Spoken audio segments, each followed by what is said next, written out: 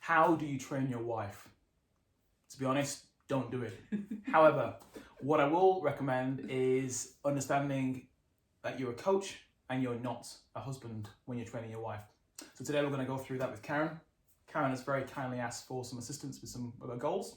I'm going to run through a brief consultation and I'm going to show you how you can do a bad consultation versus how you can do a correct consultation, which is from the perspective of the person in particular, which is Karen. So it's the athlete or it's the client focused rather than the husband and partner focused.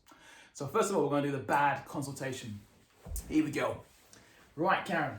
So I believe you said you want me to personal train you, is that right? Yes, please. Okay. So what are your goals? What are you after?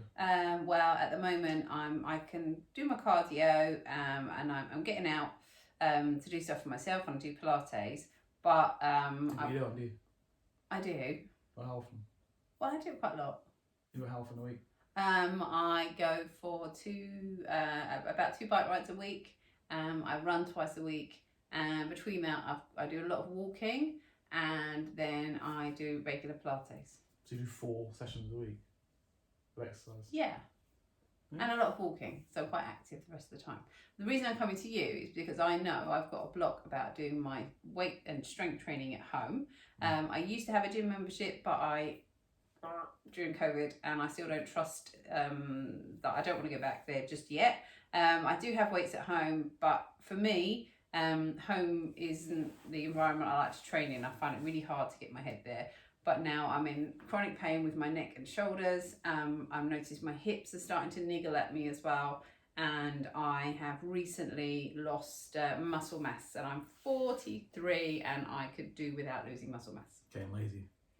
Lazy, if you might say that. Not good, is it? No. Not good. But I'm quite busy with other stuff. Yeah, but you don't prioritise. That's your problem, isn't Well, it? okay. You don't do. Well, I could do the strength and conditioning when you're sleeping on the sofa on a Saturday afternoon. Yeah, but I've done my training for the week. Okay. All right. Are you judging me? A little bit, yeah. Okay. All right. Well, because I see what you do. All right. Okay. Yeah. And that's how to do a bad consultation, people. All right. So in that situation, I wasn't listening to Karen.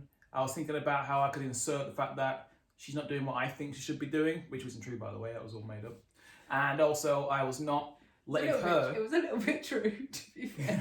I was not letting her guide me on the journey, because the first goal of the coach is it's not about you, it's about the individual, it's about the client, or it's about Karen in the situation.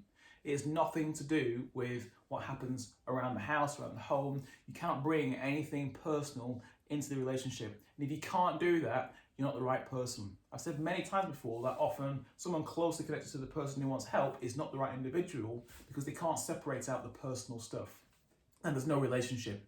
So therefore, I've got to try and do this differently and think it's all about Karen. It's nothing about what I think is right for her. It's about what she needs and then building a program for her together. So in video number 2, we'll do the consultation as it should be, which is client focused rather than the annoying husband focused who's just jabbing away, trying to find a way to to have a go. Well, yeah, and that automatic response is to jab back. Exactly, as yeah. you just saw. That's there what we you are. did. That's well, what- I don't have time to exercise because you don't do these things. So yeah. And these are the true pitfalls as to why you should never, or at least seriously consider, training someone that you know, because this is what will happen. Okay, so next video, we're going to show you how to do the consultation at the start really well and get the relationship going right from the get-go.